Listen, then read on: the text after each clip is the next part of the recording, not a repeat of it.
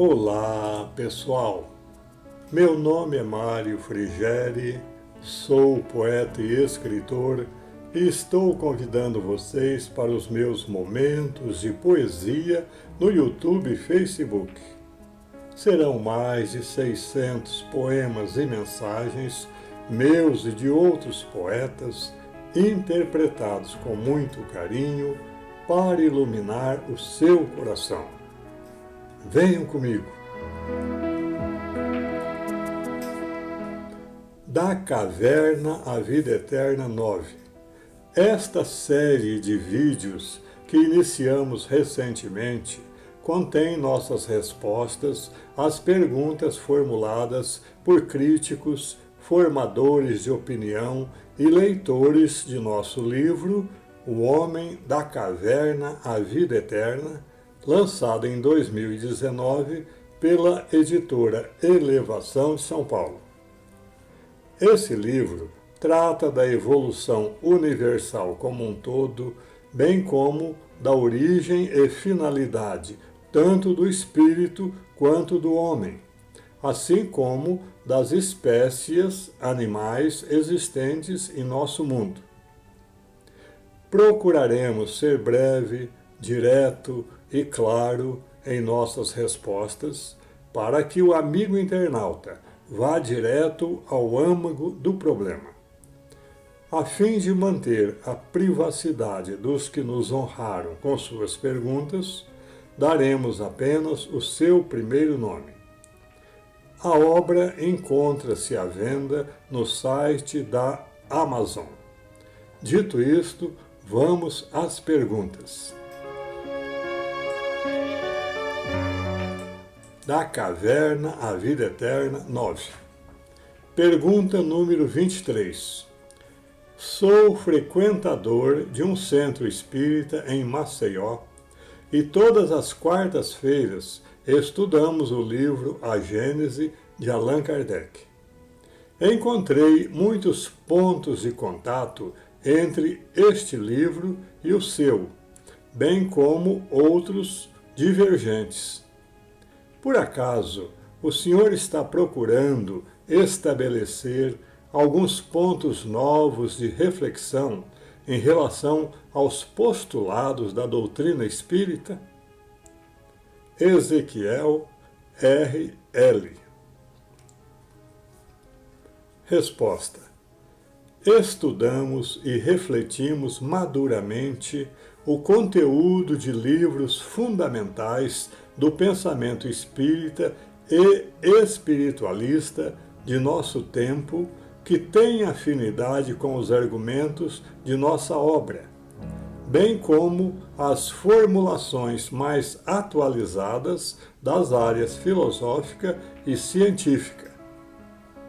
Resolvemos, em seguida, harmonizar esses ensinamentos e caldeá-los ao fogo brando de um raciocínio lúcido, elaborando este estudo para oferecer aos leitores uma espécie de roteiro de como poderá ter se desenrolado esse panorama universal fantástico, constituído de matéria, energia, princípio psíquico e espírito, que é o prelúdio de um extraordinário amanhã.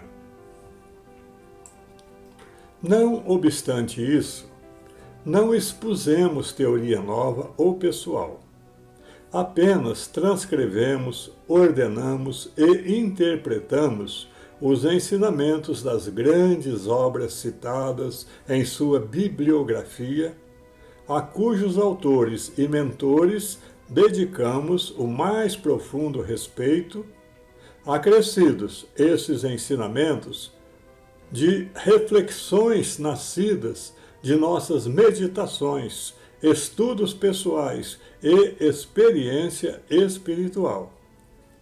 Apenas o ângulo desta visão que apresentamos na obra é que pode ser considerado novo. Bem sabemos que o objetivo é audacioso e não nutrimos a pretensão de haver exaurido o tema. Pesquisamos as fontes mais legítimas e para nós foi questão de honra ser fiel ao pensamento de cada uma. Muitas vezes, porém, foi possível encontrar na mesma fonte, inclusive nas obras de Kardec, argumentos hábeis para sustentar teses contrárias. Isto significa, a nosso ver, que a busca da verdade será sempre uma questão aberta, e partes dessa verdade podem ser encontradas em obras já publicadas. Segundo nossa visão, é o que está registrado na questão 628 de O Livro dos Espíritos, onde se lê o seguinte: 1. A verdade é como a luz. É preciso habituar-se a ela pouco a pouco, senão ela ofusca. 2. Os homens que, na antiguidade, se acreditavam possuidores de uma ciência sagrada, recebiam apenas algumas verdades esparsas dentro de um conjunto equívoco e quase sempre simbólico. 3. Mas, para o estudioso atual, esses textos antigos são riquíssimos e encerram princípios de grandes verdades, os quais podem ser coordenados graças à chave para essa compreensão proporcionada hoje pelo Espiritismo. Diante disso, é possível ver que todas as obras escritas neste mundo estão sujeitas a interpretações de pessoas altamente responsáveis para sua atualização e adequação aos novos conhecimentos que são despejados continuamente sobre a humanidade pelos planos espirituais mais elevados do planeta. E isto acontece até mesmo com as obras consideradas de inspiração superior, como a Bíblia Sagrada e a codificação kardeciana. Porque Deus, em sua infinita sabedoria, não deu a verdade pronta e acabada ao homem, mas sempre procurou contar com a cooperação dele na compreensão e implantação dessa verdade. Contrariamente ao que pensam atualmente muitos adeptos da terceira revelação, o próprio Kardec deixou lavrado na Revista Espírita de fevereiro de 1865 que, abre aspas, o Espiritismo está longe de haver dado a última palavra, fecha as aspas. E não deu a última palavra, refletimos nós, porque, como os fatos têm demonstrado através dos milênios, a última palavra não existe em nenhum ramo da ciência, da filosofia ou da religião. Daqui a 1000 anos, a ciência, a filosofia, a Bíblia Sagrada e a doutrina do Consolador ainda estarão sendo trabalhadas, reinterpretadas, ampliadas e aperfeiçoadas para levar o homem à sua plenificação no infinito. Diante disso, não estamos estabelecendo nada novo em relação à doutrina do Consolador, mas apenas dando um passo à frente e convidando as pessoas não sectárias e de mente arejada a reflexionar. E a reflexionar sobre o quê? Sobre os conhecimentos novos que nos são trazidos permanentemente pelas luzes do céu, ou seja, as entidades superiores que nunca nos deixaram em nenhuma época da humanidade sem a misericórdia do alimento espiritual. Pergunta número 24. Eu não sou religioso e prefiro a filosofia. Atraído pelo título, li seu livro e pensei que ele fosse tratar da origem do homem apenas pelo prisma da antropologia. Dizia Sartre que o canivete foi feito para cortar, porque essa é a sua essência. Mas o ser humano foi criado para quê? Seres humanos não têm essência. É certo que sua obra não tem nada a ver com a filosofia existencialista, mas, diante de tantas bobagens que o homem faz, o Senhor nunca imaginou que ele possa um dia destruir a humanidade e acabar com toda essa filosofança espiritualista de perfeição que hoje embala o ser humano? Eurípides, S.C. Resposta. Em primeiro lugar, obrigado pela palavra filosofança. Gostei muito. Fui ver o significado e descobri que significa filosofia, mas no seu sentido balofo e negativo. Dito isto, vamos tentar responder a seu questionamento. A existência do homem na Terra tem dupla finalidade: conquistar, por um lado, a sabedoria cósmica e, por outro, o amor divino, as duas asas de luz que o guindarão, um dia, aos tabernáculos eternos.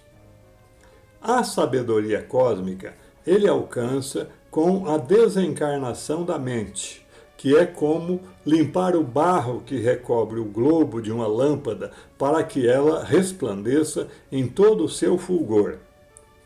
E o amor divino é alcançado com a obediência à orientação do Cristo, o Mestre por excelência de nossa planificação espiritual, quando diz: como o Pai me amou, também eu vos amei.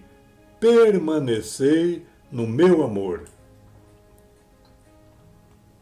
Este permanecei no meu amor talvez seja o apelo mais comovente já feito pela divindade ao coração humano.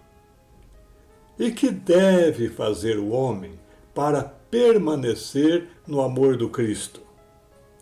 Eis a chave dada pelo próprio Jesus em João capítulo 15, abre aspas, se guardardes os meus mandamentos, permanecereis no meu amor, assim como também eu tenho guardado os mandamentos de meu Pai e no seu amor permaneço. Fecha as aspas. O Evangelho é muito econômico em palavras. Por guardar os mandamentos divinos, devemos entender, conhecer, assimilar, incorporar, irradiar e vivenciar os mandamentos cristãos, para que ocorra a eclosão desse amor sublime. Quais são esses mandamentos? São principalmente os seguintes: 1. Amai a Deus sobre todas as coisas e o próximo como a vós mesmos. Regra máxima. 2.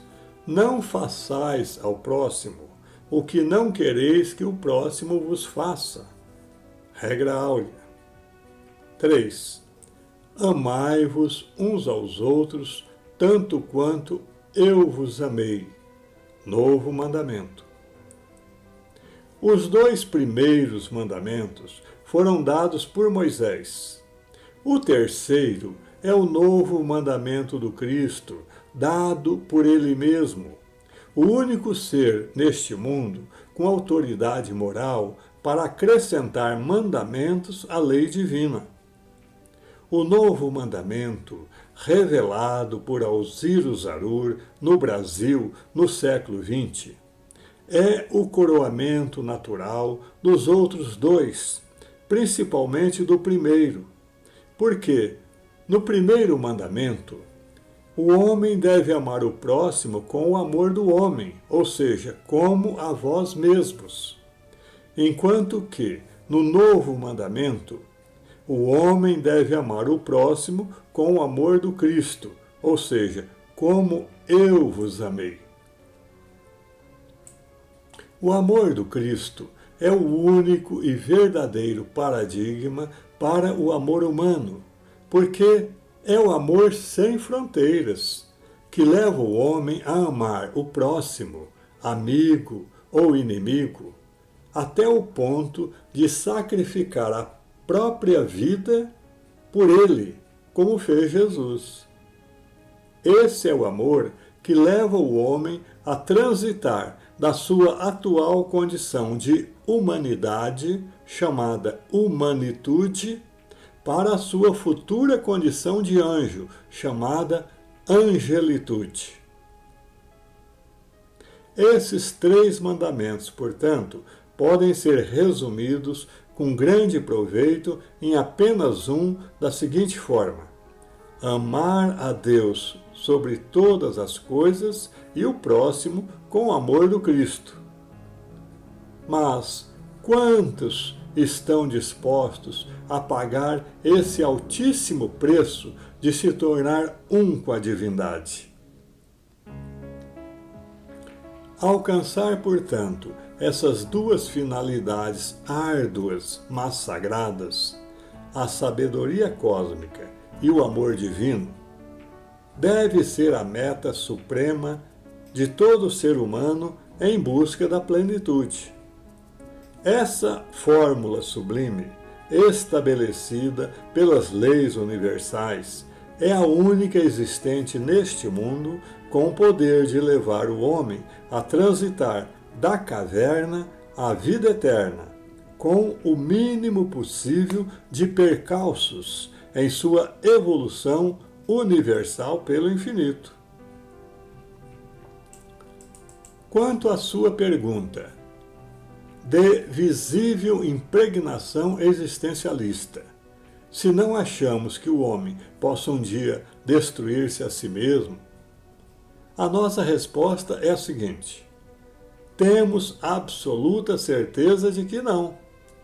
Primeiro, porque o homem não é o seu corpo, é seu espírito. E o espírito é indestrutível. E segundo, porque essa suposta destruição não faz parte do planejamento divino. Deus deu ao ser humano uma liberdade relativa, limitada às suas necessidades de evolução, e não uma liberdade ilimitada que o autorize a destruir a vida ou o planeta em que habita. Afinal, o homem é apenas um inquilino na Terra e não o seu proprietário. Daí dizerem as profecias que o nosso planeta evoluirá para um estágio mais elevado de residência planetária, onde 1/3 da humanidade atual, aquele 1/3 que sobreviverá ao próximo e último Armagedon, habitará para sempre no mais perfeito estado de felicidade, pautando sua vida pelas sagradas diretrizes do Evangelho de Jesus. É o que diz João Evangelista no Apocalipse, quando afirma: "E vi novo céu e nova terra, porque o primeiro céu e a primeira terra passaram, e Deus firmará uma nova aliança com os homens, e lhes enxugará dos olhos toda lágrima."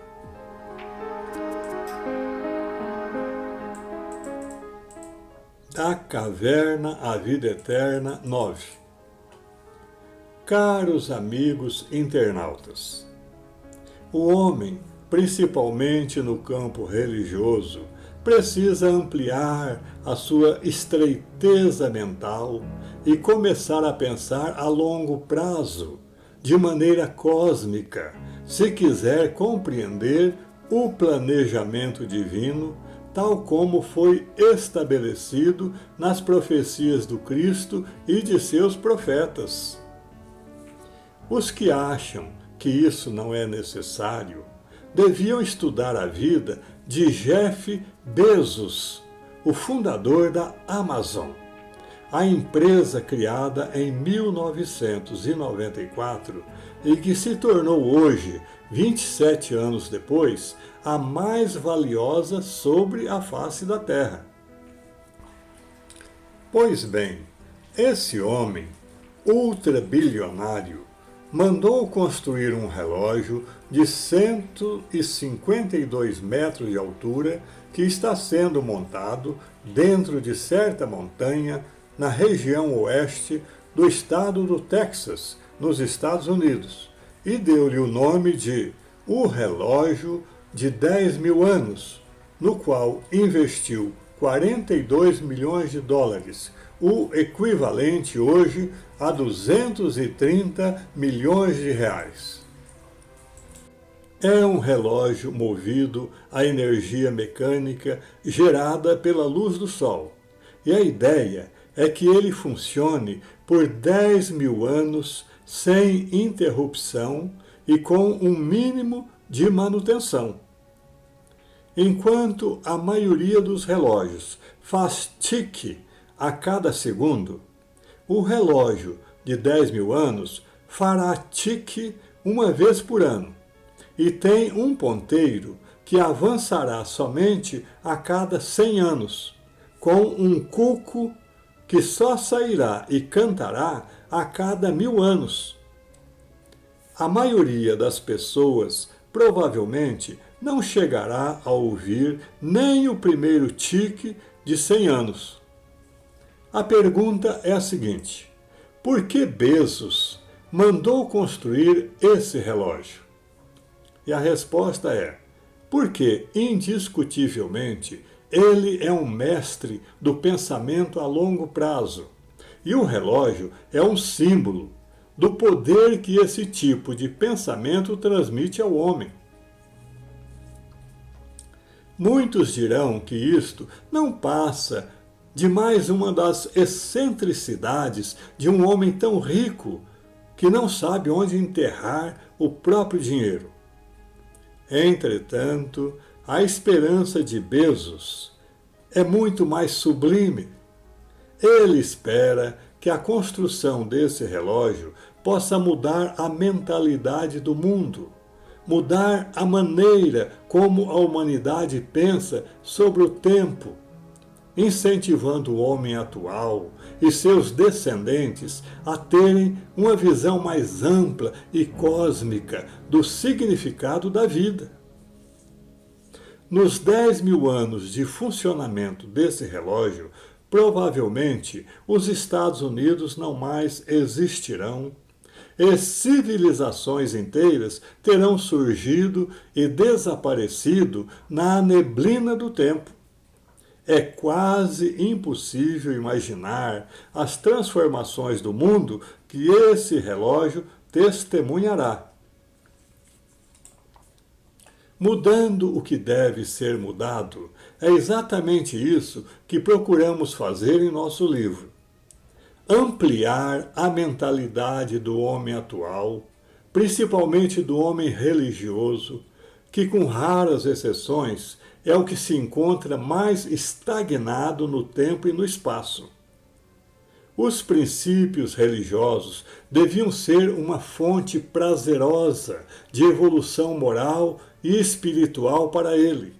E, no entanto, devido à sua estreiteza mental, tornaram-se motivo de guerras permanentes, disfarçadas ou explícitas entre as várias religiões. Por isso, entre as palavras caverna e vida eterna do título de nosso livro, há um espaço temporal de alguns bilhões de anos que só os filhos da luz e não os filhos do mundo conseguirão enxergar. É isso. Espero que vocês tenham gostado. Obrigado por assistir a nossos vídeos. Não se esqueça de deixar seu like, inscreva-se e acione o sininho para receber em primeira mão os próximos poemas. Um grande abraço e muita paz.